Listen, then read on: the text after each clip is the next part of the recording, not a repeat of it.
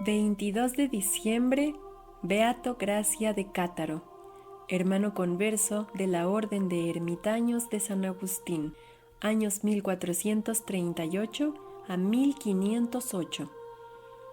Las bocas de Cátaro, en la costa dálmata, son una verdadera maravilla geográfica.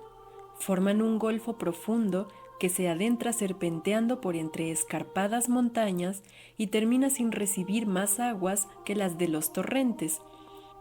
Dos escollos, situados en la bocaina de este golfo, originan las tres bocas de Cátaro, dos de las cuales son suficientemente anchas y profundas como para que por ellas puedan pasar navíos de gran calado.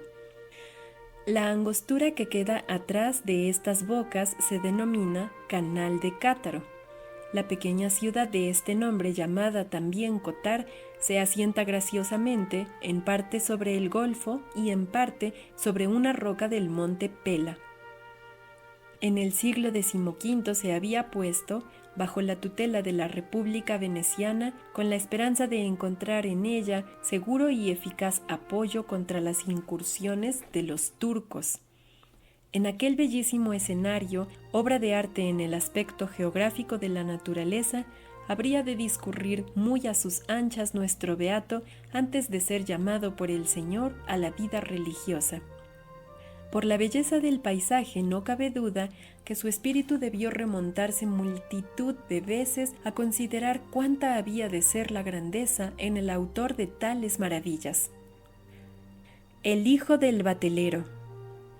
El beato Gracia nació el 27 de octubre de 1438 en Muya, pueblecito cercano a Cátaro. Ignoran los historiadores si el significativo nombre de Gracia lo recibió en el bautismo o si lo escogió él más tarde, entrado ya en religión, para no perder el recuerdo de la incomparable merced de la vocación. Su padre se llamaba Benito y su madre Bona o Buena, y eran ambos excelentes cristianos.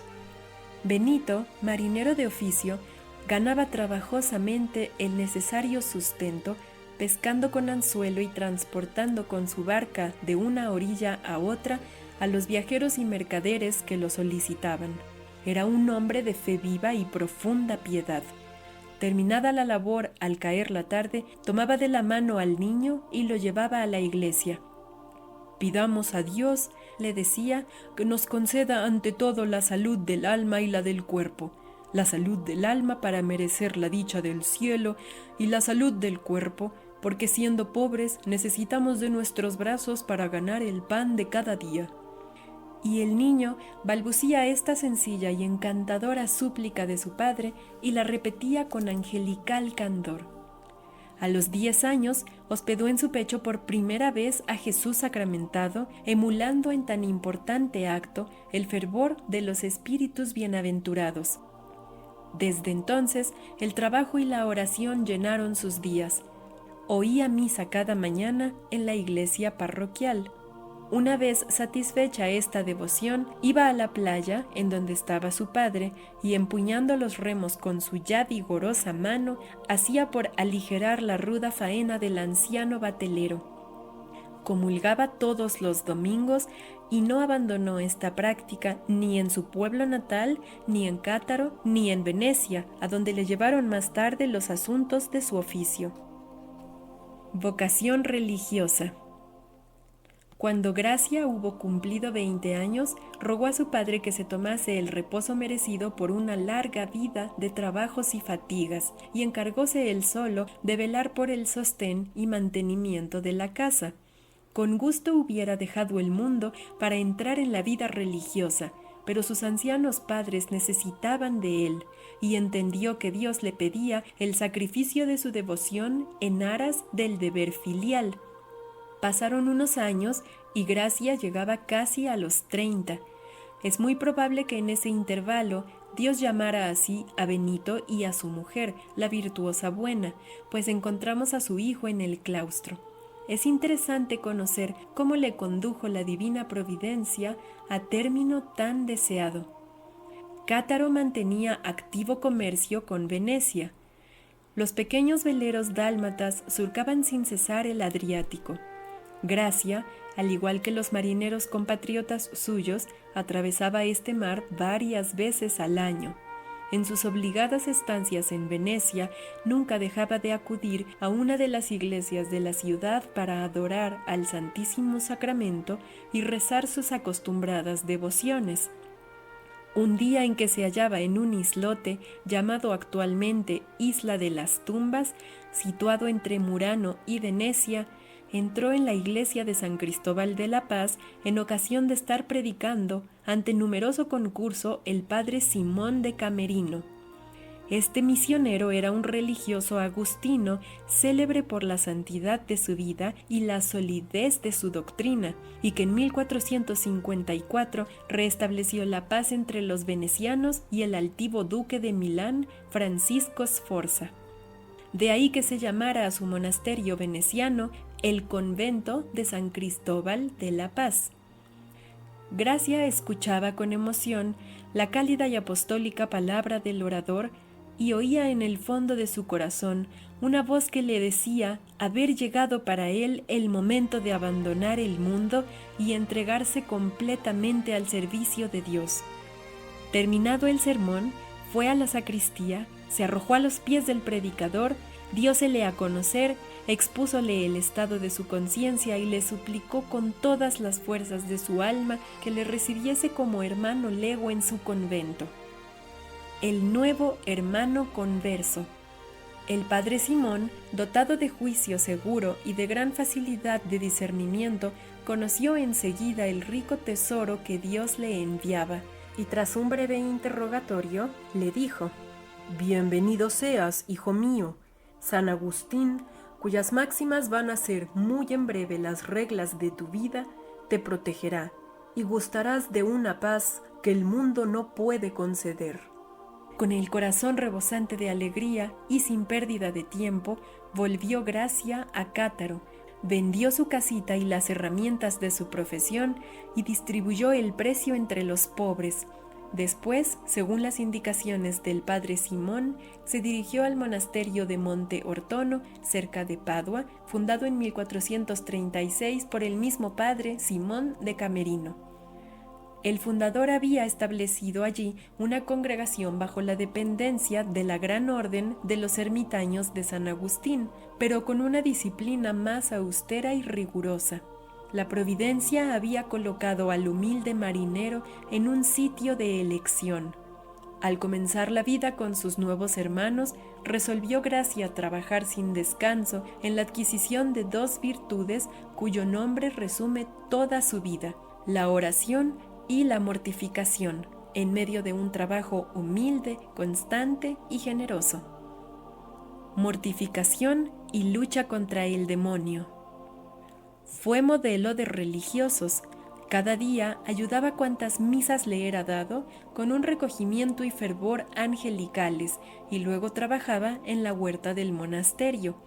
Cuando estaba entre los hermanos, se le veía buscar solícitamente los trabajos más viles y penosos, a fin de aliviar a los demás, pero no se contentaba con la mortificación de sus pasiones mediante el continuado trabajo. Su deseo de sacrificio y de sufrimientos voluntarios le arrastró a penitencias rigurosísimas. No tomaba alimento antes de mediodía. Jamás probaba carne ni leche y a menudo se privaba de parte de su comida para darla a los pobres. Ayunaba 3 días cada semana, además de los prescritos por la Iglesia o la regla. Su vestido de trabajo consistía en una especie de saco negro de lana burda que él mismo se había confeccionado y del cual no se despojó hasta la muerte. Casi siempre permanecía con la cabeza descubierta, tanto en el ardiente verano como en el riguroso invierno, lo mismo dentro que fuera del monasterio. Trabajaba ordinariamente descalzo, pero en el interior del convento, y por respeto a la comunidad, calzaba unas sandalias, pobrísimas por cierto. Jamás se le vio acercarse al fuego para calentarse, ni aun en el tiempo del frío más intenso. Disciplinábase todos los días, con frecuencia hasta derramar sangre. Ceñía sus lomos con una cadena de hierro de aceradas puntas y llevaba continuamente un áspero cilicio que por cierto se conserva como reliquia en la Catedral de Cátaro y a cuyo contacto numerosos enfermos han recobrado la salud y muchos posesos se han visto definitivamente libres del espíritu maligno que los atormentaba. El enemigo de las almas no podía soportar sin rabia tanto fervor y tan heroica penitencia. Frecuentemente le veía gracia bajo las apariencias de sus superiores. Ordenábale entonces el demonio que suspendiera las mortificaciones o le inducía al desaliento. Pero el santo religioso siempre vencía aquellas acechanzas acudiendo a las armas de la oración y la confianza en Dios. Encontrábase Gracia una noche en la hospedería de la congregación de San Marcos de Padua, postrado a los pies del crucifijo, y suplicaba al Señor que apaciguara los ánimos de los paduanos, entre los que soplaban vientos de discordia y guerra civil. De repente se le presentaron numerosos espíritus infernales que le cogieron de los vestidos con fuerza, le arrastraron por los corredores del monasterio y le propinaron tantos golpes que el ruido resonó por todo el edificio. Lo levantaron cruelmente magullado y sin conocimiento. De resultas quedóle en la pierna una herida que le hizo cojear hasta su muerte. Pobreza y obediencia. El buen hermano, que en el mundo había carecido de bienes de fortuna, trabajó en el monasterio para adquirir el profundo espíritu de la santa pobreza evangélica. Su celda estaba en el desván y era la más estrecha e incómoda de la casa.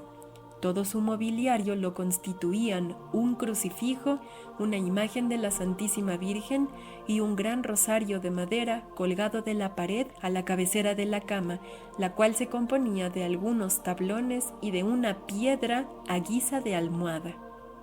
Por espíritu de pobreza, Gracia escogió para sí la ropa más usada, cuidaba esmeradamente de los muebles de la comunidad y se le veía ejercer indistintamente los oficios de carpintero, zapatero, sastre, cerrajero y albañil.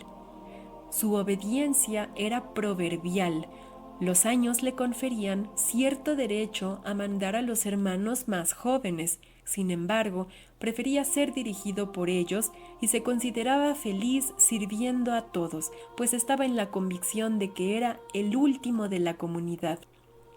Alimentaba en su alma ardiente devoción a Jesús sacramentado y a la Santísima Virgen, y hubiérase complacido en asistir cada día a todas las misas que se celebraban en el oratorio, pero sus ocupaciones se lo estorbaban.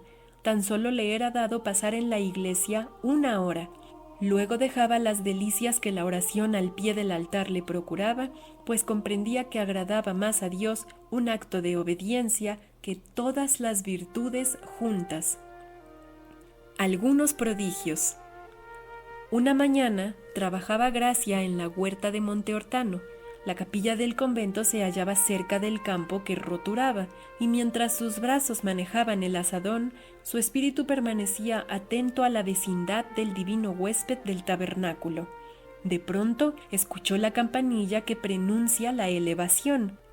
Al pensar en el augusto misterio, el piadoso hortelano no puede contener el ímpetu de su devoción y como de costumbre se inclina en acto de adoración profunda. Entreábrese entonces el muro exterior de la iglesia y el santo hermano puede ver al niño Jesús en las manos del sacerdote que oficia.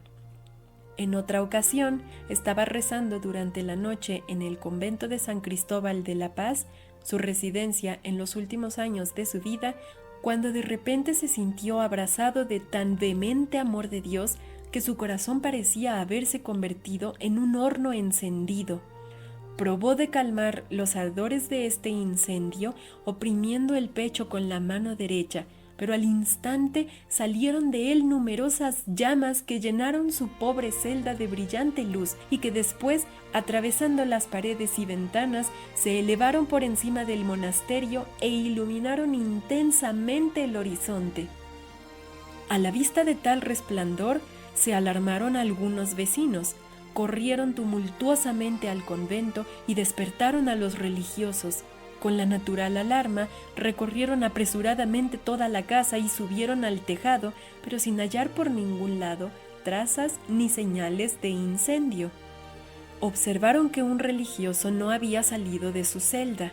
Era el hermano Gracia. Abrieron la puerta y le hallaron tendido en tierra, con el rostro iluminado todavía de celeste claridad. Interrogado por el superior, se vio obligado a referir por obediencia lo que había pasado entre Dios y él. Su caridad y un nuevo milagro. Connaturalizado con la pobreza, el hermano Gracia, que amaba tiernamente a los pobres, fue encargado por los superiores de distribuir las limosnas en la puerta del monasterio. Desempeñó su ministerio con tanta bondad que encantaba a los indigentes hasta el punto de arrancarles lágrimas de agradecimiento. En 1469 se hicieron algunas obras en la iglesia de San Cristóbal. El abnegado religioso ayudaba a los albañiles preparando la argamasa y sacando de una cisterna próxima el agua necesaria para las construcciones. Esta cisterna era la única de la isla que tenía agua potable. Una mañana apareció aquella cisterna completamente seca. La falta de esta agua en la estación de rigurosos calores era en verdad una desgracia para los isleños. En tal apuro acudieron a Fray Gracia, a quien llamaban el Santo, y le solicitaron su poderosa intervención. No salieron fallidas sus esperanzas, porque Gracia, después de elevar una súplica al cielo, fue a la playa y sacando agua del mar, la echó en aquel depósito. Invitó a los presentes a que hicieran otro tanto hasta que lo dejaron lleno. El religioso tocó luego con la mano derecha el agua salada e hizo sobre ella 3 veces la señal de la cruz, con lo que le hizo perder al instante su sabor amargo y cambiarse en agua dulce y límpida. Desde entonces jamás ha faltado el agua en dicha cisterna. Varias veces las olas del mar la han invadido sin que nunca hayan dado amargor al agua milagrosa. Los enfermos acudían de lejos para beber de ella con la esperanza de encontrar el remedio a sus males. Cítase el caso de un religioso agustino de San Cristóbal, el padre Espíritu Lazzarini, que atormentado por una obstinada y violenta fiebre, se curó por su virtud.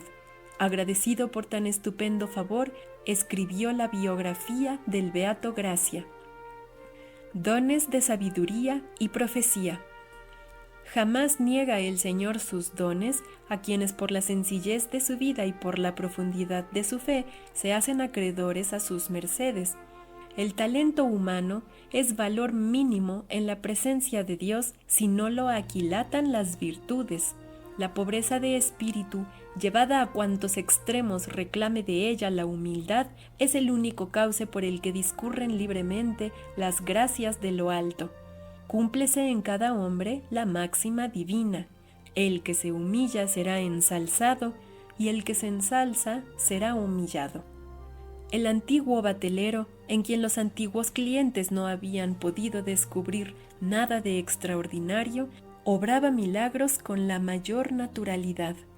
Y por si aún fuera esta gracia pequeña para su mérito, concedió el Señor al buen hermano el don de mover los corazones y de penetrar los misterios del porvenir.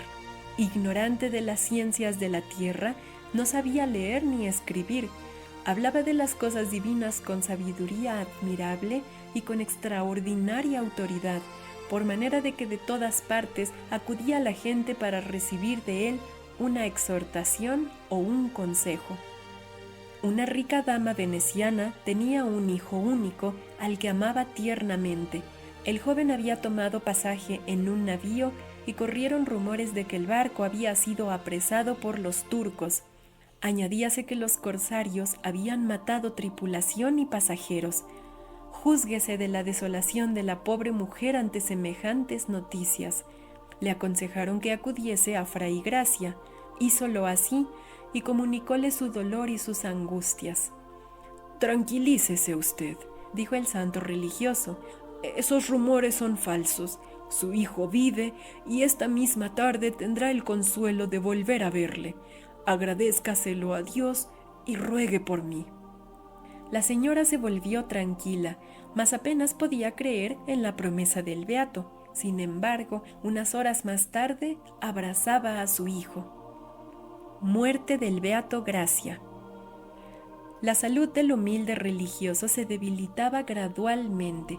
El trabajo incesante, los rigurosos y prolongados ayunos y las penitencias continuadas habían acabado paulatinamente sus fuerzas. Además, padecía mucho de artritis y de calenturas cuartanas. Con todo, y a pesar de tales dolores, permanecía tranquilo y sereno. Cuando le preguntaban por su salud, respondía con su afabilidad acostumbrada: «Estoy bien, gracias a Dios». Y en realidad consideraba sus enfermedades como un bien y agradecía sin cesar a Dios la ocasión que le deparaba de poder sufrir algo por su amor. Al atardecer del 8 de noviembre de 1508 sintió agudísimos dolores, por lo que el superior le ordenó que se acostase y tomase un poco de carne para conservar las fuerzas. Obedeció el humilde religioso a pesar de la viva repugnancia que experimentaba su alma, deseosa de mortificación y de sacrificio. Sintiéndose morir, pidió y recibió con fervor admirable los sacramentos de la Eucaristía y la extrema unción. Luego, rodeado de sus hermanos, entregó apaciblemente el alma a su Creador. Era el 9 de noviembre. La noticia de su muerte se extendió rápidamente, con lo que acudió al convento inmensa multitud ansiosa de venerar sus restos mortales. Reliquias y culto. Fue enterrado en la tumba común de los religiosos. Al poco tiempo, por aviso del cielo, mandó el prior hacer un ataúd de ciprés en el que se pusieron los despojos mortales que los estragos de la muerte no habían podido destruir y que exhalaban delicioso perfume. Algunos meses más tarde, un senador de Venecia fue favorecido con una visión parecida e hizo construir a sus expensas un sarcófago de mármol blanco y dorado. El hermano Lego fue honrado desde entonces con culto público y sus reliquias fueron expuestas a la veneración de los fieles en el altar de la iglesia de San Cristóbal. Numerosos enfermos recobraron la salud por mediación del siervo de Dios. El cuerpo del beato Gracia fue trasladado desde luego del convento de San Cristóbal a Venecia y en 1810 de Venecia a Muya, en cuya iglesia parroquial se le venera. León XIII reconoció su culto inmemorial el 6 de junio de 1889. La memoria y tránsito del beato Gracia de Cátaro se celebran en virtud de una concesión de la Sagrada Congregación de Ritos en la diócesis de su origen y en otras localidades, así como en la Orden de los Agustinos, si bien las fechas no concuerdan, pues mientras los ermitaños de San Agustín celebran su fiesta el 22 de diciembre, en el propio de los agustinos de la Asunción figura en el 16 de noviembre.